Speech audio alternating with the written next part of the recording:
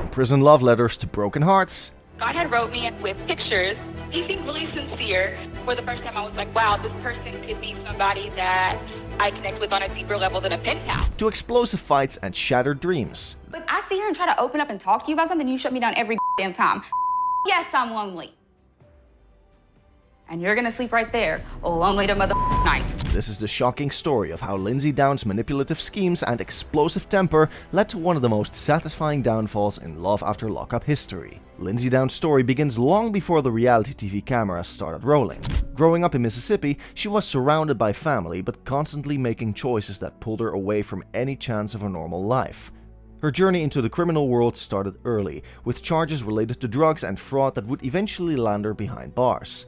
But even in prison, Lindsey wasn't planning to change her ways. Instead, she was perfecting her greatest skill: manipulation. While other inmates used their time to reflect and prepare for a better future, Lindsey was busy writing letters to lonely men on the outside. She had discovered something that would become her specialty: older men with money who were desperate enough to fall for a pretty face and sweet prison letters. Decided to write her, got a response back, and our relationship took off from there. I think Lindsey's incredibly sexy. All you 50-year-old guys out there, you can be jealous as you want. Lindsey never really hid who she was. She was sharp-tongued, quick-tempered, and completely unafraid to call people out, even when it made her look bad. This rawness would later make her both compelling and terrifying on television. She had no filter, no shame, and no interest in pretending to be someone she wasn't. Her criminal record was a pattern that continued throughout her adult life. Even after multiple arrests and prison sentences, Lindsey showed no signs of wanting to change. Instead, she viewed each setback as just another obstacle to overcome on her way to getting what she wanted. The most telling aspect of Lindsey's character was her complete inability to take responsibility for her actions. Every arrest, every failed relationship, every burned bridge was always someone else's fault. This would become a theme that ran through every relationship she had, creating a trail of destruction that seemed to follow her wherever she went. But when Love After Lockup came calling, Lindsey was ready to show the world exactly who she really was. Lindsey's entrance into reality television came through her relationship with Scott Bradshaw, a wealthy older man from New York who had been writing to her while she was incarcerated. But this was a carefully planned operation that would expose Lindsey's true nature to millions of viewers. Scott wasn't just sending love letters during Lindsey's incarceration, he was sending thousands of dollars, believing he was investing in their future together. While Lindsey sat in her cell, Scott was outside spending his life savings on what he thought would be their fairy tale romance. He bought a house, furnished it completely, and prepared for what he believed would be the beginning of their happy ending. And he has been my support system, my financial support system, but he also takes care of my daughter and helps take care of my mom if she needs anything. The relationship had been built entirely on letters and phone calls, with Scott falling deeper in love with each conversation. Lindsey, meanwhile, was already planning to maximize her return on investment. She had studied Scott like a business plan, learning exactly what buttons to push and what promises to make. For Scott, this was about loneliness and finding companionship in his later years. He had been alone for too long and believed that Lindsey could fill the empty spaces in his life. For Lindsey, Scott represented exactly what she had always been looking for: a wealthy, naive older man who would provide for her without asking too many questions. The warning signs were there from the beginning, but Scott was too blinded by hope to see them. Lindsey's letters were filled with demands and expectations rather than genuine affection. She made it clear that she expected to be treated like royalty, and Scott was more than willing to play the role of devoted servant. When Lindsey was finally released from prison in 2019, the real show was about to begin. The moment Lindsey stepped out of prison, her true personality came shining through. Scott had arranged everything perfectly for her arrival, or so he thought. He had spent months preparing their home, buying furniture, and creating what he believed would be a comfortable environment for her to transition back to civilian life. But from the second Lindsey walked into the house Scott had bought for them, nothing was good enough. The house wasn't finished to her standards, the decorations weren't right, the furniture wasn't expensive enough. Instead of showing any gratitude for Scott's efforts and financial investments, Lindsey immediately began making demands for improvements. You told me you were gonna do stuff, and then you didn't follow through with it. So you point blank lied. You made it sound like I was coming home to Disney World with all these things I picked out, and I came home to the county fair. Scott, desperate to make her happy, scrambled to fix every complaint. He spent even more money trying to bring the house up to Lindsey's impossible standards. Every criticism she made sent him running to the store or calling contractors, believing that if he could just get everything right, she would finally be satisfied. But Lindsey's complaints were about establishing control. From day one, she made it clear that she was in charge of their relationship and that Scott's role was to provide whatever she demanded. She treated him not like a partner, but like a service provider who had disappointed an important client. The pattern was obvious to everyone except Scott. Lindsey would complain, Scott would spend money to fix the problem, and then Lindsey would find something new to complain about. It was a cycle that could have continued forever, with Scott bankrupting himself trying to satisfy a woman who had no intention of ever being satisfied. Everybody has to be clean, like hardcore, like that. I mean, I cleaned it. I didn't scrub the floors or anything. But the truth about Lindsey's real plans was about to be exposed in the most shocking way possible. Scott's world came crashing down when he made a discovery that would haunt him for the rest of his life. While cleaning up around the house one day, he found one of Lindsey's notebooks lying around. Curious and perhaps already suspicious, he opened it and began reading what was inside. What Scott discovered made his blood run cold. Page after page contained detailed instructions on how to manipulate men. There were step-by-step guides on how to make them fall in love, how to extract maximum amount of money from them, and how to play the victim when they started getting suspicious. It was like reading a business manual for emotional manipulation, and Scott realized he had been living it in real time. You have to explain it. That is a quote out of a book. Look at him down there. A great night last night. Why are you going through my... The notebook contained strategies that were clearly being used on him. Techniques for making men feel guilty when they questioned expenses. Methods for redirecting conversations away from uncomfortable topics. Ways to make manipulation look like love and greed look like need. Every page was another dagger in Scott's heart as he recognized his own relationship playing out in black and white. When Scott finally worked up the courage to confront Lindsey about the notebook, her response was pure manipulation at its finest. She didn't apologize, explain, or show any remorse for what he had discovered. Instead, she immediately went on the attack, making Scott feel guilty for snooping through her personal belongings. Lindsey claimed the writing in the notebook was just quotes from some book she had read, though she conveniently couldn't remember the title or author. She insisted that Scott was paranoid and controlling for reading her private thoughts. She turned the entire situation around, making herself the victim of his invasion of privacy rather than acknowledging that he had discovered evidence of her betrayal. This was classic Lindsey behavior, taking any situation, no matter how damaging to her, and finding a way to make herself the wrong party. She could take the most obvious evidence of her manipulation and somehow make the person who discovered it feel guilty for finding it. But the notebook revelation was just the beginning of Scott's nightmare. While Scott was downstairs working like a devoted partner, hammering away and preparing a room for Lindsey's daughter Miley Grace, something much more sinister was happening upstairs.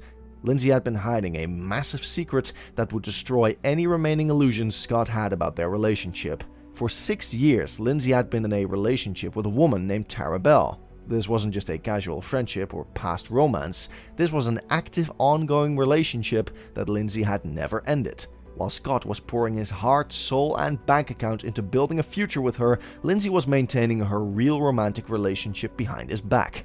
The betrayal reached new depths when Lindsey actually brought Tara Bell into Scott's house. While he worked downstairs like a servant, building furniture for the child of her ex, Lindsey and Tara Bell were upstairs laughing, kissing, and enjoying their reunion in the comfort of the home Scott was paying for. The image was almost too cruel to believe.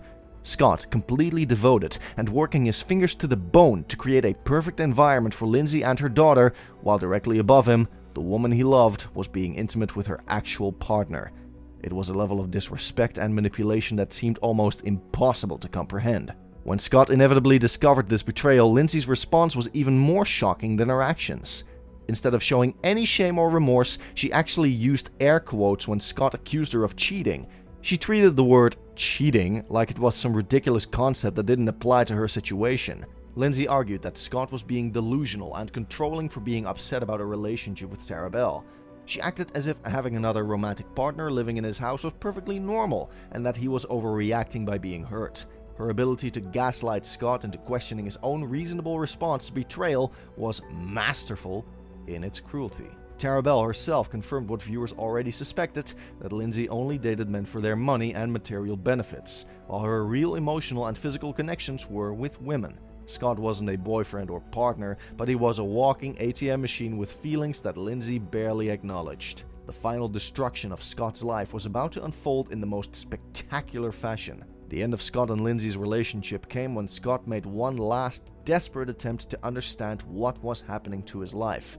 Confused, heartbroken, and probably sensing that something was seriously wrong, he reached out to one of Lindsey's ex-boyfriends on Facebook. Scott's message was simple but revealing. He wanted to know if his ex-boyfriend had experienced the same treatment from Lindsey that he was enduring. Had she manipulated him too? Was the chaos and emotional abuse part of a pattern? The ex-boyfriend's response confirmed Scott's worst fears, and then some. Not only did the ex warn Scott about Lindsey's behavior, but he actually called her psycho and advised Scott to run as fast as possible in the opposite direction. The message painted a picture of a woman who left destruction in the wake of every relationship, someone who used people until they had nothing left to give and then moved on to the next victim. When Lindsey discovered these Facebook messages, her reaction was nuclear. This was the fury of someone whose carefully constructed manipulation had been exposed by her own past victims. She not only broke up with Scott, but she even set out to destroy every aspect of his life that she could reach. What followed was one of the most shocking displays of destructive rage ever captured on reality television. Lindsey went through Scott's house like a human tornado, systematically destroying everything he owned. His belongings were hurled outside into the rain. Personal items were scattered across the lawn. Everything he had worked for and purchased was treated like garbage to be disposed of. Scott himself could only sit there in shock, smoking a cigarette and watching 2 years of his life get literally thrown away. The man who had invested his heart, his money, and his future in what he thought was love could only witness the complete annihilation of everything he had worked toward. But Scott's nightmare was finally over, while Lindsey's pattern of destruction was just getting started. After leaving Scott's life in complete ruins, Lindsey wasted no time moving on to her next target. Enter Dante Sierra, a man who should have known better but somehow convinced himself that his situation would be different. Dante was already familiar to Love After Lockup viewers from his disastrous relationship with Nicole Bradley, but he apparently hadn't learned any lessons about the dangers of dating women in prison. Lindsey and Dante connected while she was still incarcerated, building their relationship like she had with Scott. Dante fell for her charm and manipulation just as hard as Scott had, believing he had found a woman who truly wanted to build a future with him. Their first meeting took place in Mississippi, where Lindsey was staying after her release, already talking about marriage and forever after spending just one night together. But even from their first meeting, the warning signs were obvious to everyone except Dante himself. Lindsey was living with a man named Blaine, someone she described as just a friend, but who clearly played a much more significant role in her life. Dante's immediate suspicion about Blaine's true relationship with Lindsey proved to be well-founded, though it would take time for the full truth to emerge. The early days of their relationship seemed promising on the surface. Dante was romantic, attentive, and eager to prove himself worthy of Lindsey's love. He showered her with attention and spoke openly about their future together, including marriage and building a life as a family. But Lindsey, fresh from her experience with Scott, was already evaluating Dante through a different lens. She wasn't looking for love or companionship, she was looking for stability and financial security. When she asked to see Dante's credit score and discovered that he was drowning in debt, her interest in him began to fade immediately. The relationship was doomed from the start, but Lindsey made sure it ended on her terms. The first major crisis in their relationship came when Lindsey asked Dante to bail out one of her friends who had active warrants. This was a test of loyalty that Lindsey had designed to see how far Dante was willing to go for her. When Dante refused to risk his own legal safety by helping someone he didn't even know, Lindsey's reaction revealed everything about her character. She didn't see his refusal as reasonable self-preservation, she saw it as a betrayal of their relationship and proof that he wasn't truly committed to her. To Lindsey, a real partner would be willing to break the law, risk arrest, and potentially go to prison just to help her friends. The fact that Dante wouldn't put himself in legal jeopardy for someone else's problems was, in her mind, evidence that he didn't really love her.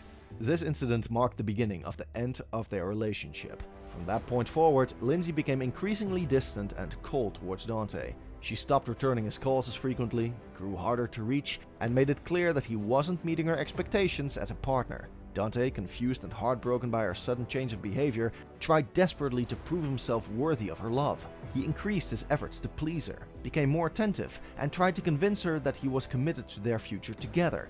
But the harder he tried, the more Lindsey pulled away. The final breakup was cruel in its calculated nature. Instead of ending things privately or with any semblance of dignity, Lindsey made sure to bring Blaine along for the conversation. Having another man present during the breakup was deliberately designed to humiliate Dante and confirm his worst fears about Blaine's role in her life. Lindsey's explanation for ending the relationship was typically self-serving. She claimed that she wasn't happy and didn't see a future between them, but she showed no acknowledgement of her own role in creating the problems that destroyed their connection. Dante's final words to her proved to be prophetic. He told Lindsey that she would only find happiness when she learned to find it within herself. He recognized what she couldn't. Her pattern of failed relationships wasn't about finding the wrong partners, but about her own inability to build genuine connections with anyone. After their breakup, Lindsey described their relationship as toxic, but she showed no signs of recognizing her own contribution to making it that way. In her mind, every failed relationship was the result of the other person's shortcomings, never her own behavior or impossible expectations. The satisfying downfall was now complete, but the lessons were unmistakably clear. Looking back at Lindsey's entire journey through multiple relationships and seasons of reality television, a clear pattern emerges that makes her downfall feel inevitable and, frankly, well-deserved.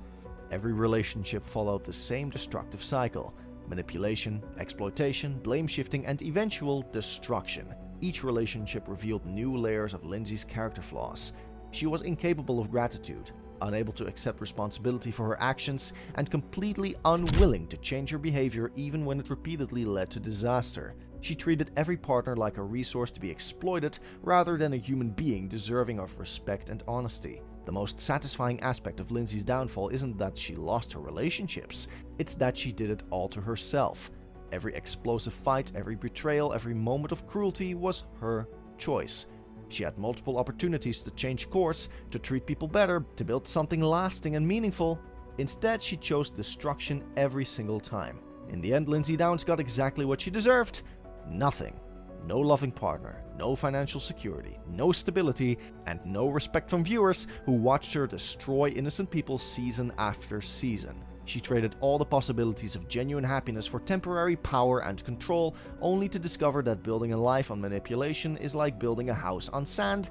Eventually, everything collapses. The Queen of Chaos created her own downfall, and for viewers who watched her manipulate and hurt decent people, justice was finally served. Her story stands as proof that you can't treat people like disposable resources forever without eventually facing the consequences of your actions.